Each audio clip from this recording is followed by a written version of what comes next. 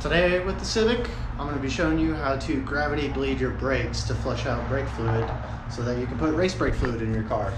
Soft pedal at the track does you no good.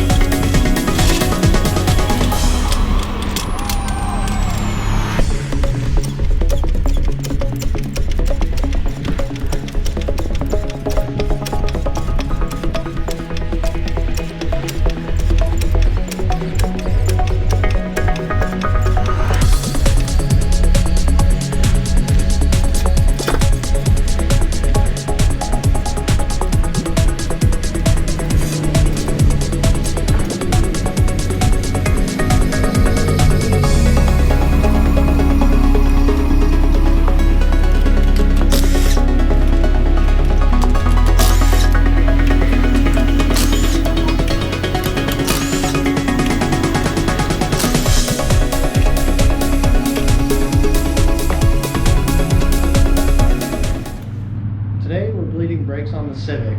I've already bled the brakes on this car, but they've kind of been so-so because we've had mixed fluid and I don't think it's all 100% the race brake fluid in there yet. Alright, so just want to show you guys that I'm using Motul RBF-600. Relatively inexpensive for how well it works. I've flushed the car already about twice and ran 2 of those little pints through there, but still getting hit and miss contact here on the new rotor. And these are the TSX calipers that I put on about a week ago. The pedal's gotten better every time we've bled it, but it's still not contacting 100% like we would like to see over here on the driver's side, which seems to be working great. So we're going to gravity bleed the brakes. That means we're just going to open the bleeder here on the caliper with the line that runs well above the caliper into this can. Let's fill up the reservoir. So if you get a new can of brake fluid or a bottle, this is a good way to pop the top on it so you pour fluid out but don't pour it everywhere, because sometimes your brake master is in a weird spot. But I'm gonna go ahead and get this filled up now.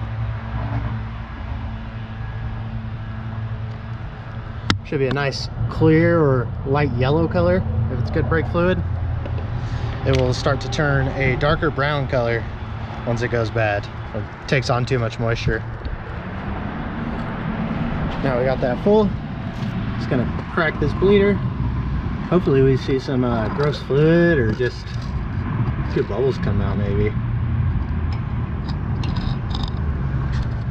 Yep, we got some little floaties in there.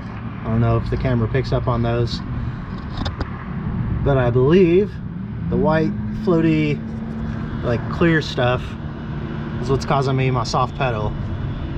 I'm not entirely sure if that's water that's made it into the system, but this system had not been bled since I came through and did the bleed myself. So I'm pretty sure it was the factory fill onto fluid in there. So we're just gonna let this run for a minute. Go check on our level. Still nice and full. We're just gonna monitor this as it does its thing. This is a good way to make sure you cycle out all your regular, .3 or .4 fluid when you're putting in race fluid. So there's a few things I wanted to bring up when you put racing brake fluid in your road car. Number one, that brake fluid is hydroscopic, meaning it tries to take on the moisture from the atmosphere or any moisture that does somehow end up in the fluid and try to keep it away from everything else inside the system, like your lines, your pump, your valves and whatnot. So this does not last as long as your traditional .4 brake fluid, so this needs to come out of your car fairly frequently. But if you're doing track days like myself, there's a good chance you will be bleeding this out. But that is something to take note of. Also, as soon as you open one of these cans, use it all the way if you can. Do not use open brake fluid. It will take on any of the moisture from the atmosphere, hence the hygroscopic properties that I mentioned earlier. But that's just one of those brake fluid things you want to be knowledgeable of and stay up on. A good pedal means a lot. All right, so this rear bleeder, I actually was able to get a couple bubbles out. I think you can still see the one going. It's tiny, but any amount of air in your system is going to cause unwanted pedal softness, because you're able to actually compress that air instead of the hydraulic fluid. So this has been well worth it. This is number 3, I want to say, of bleeding these brakes, but I had them completely open when I did the brake service on it, and it has slowly been improving since. But I bought the car with an awful feeling brake pedal, so anything's an improvement. So why does gravity bleeding work? Because this caliper is lower than the brake master that is up in the front of the car, and that brake master is pushing the fluid down the system and slowly all the way up this line. Then it makes its way into the can, this being the high spot, so all the air can come out of the brake system and up and away from it. It is very, very, very slow, but you can do this with one person and no help. This is a little trick for cleaning out the bleeders after you're done bleeding your brakes. Instead of spraying brake clean in there and making a big mess, you can put an Allen key that's a little bit smaller than the inside of the bleeder. Grab a towel and push the Allen key into the bleeder, and you'll get a good amount of the brake fluid out.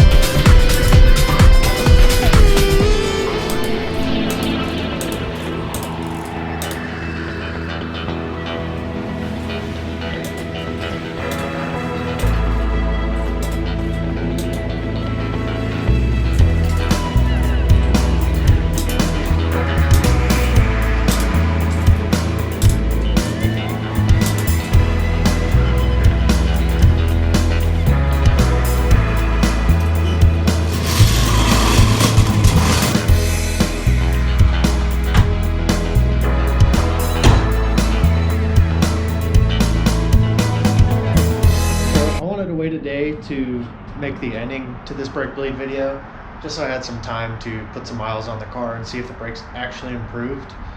They have improved a lot. So I'm going to go ahead and show you on that front left where I had the rotor that was only touching maybe 2/3 of the surface. I've definitely got full contact now. The car is able to lock up and go into ABS pretty much immediately due to my awful tires, but we'll have those changed out soon and be able to take full advantage of the brakes. All right, so this was the culprit last time.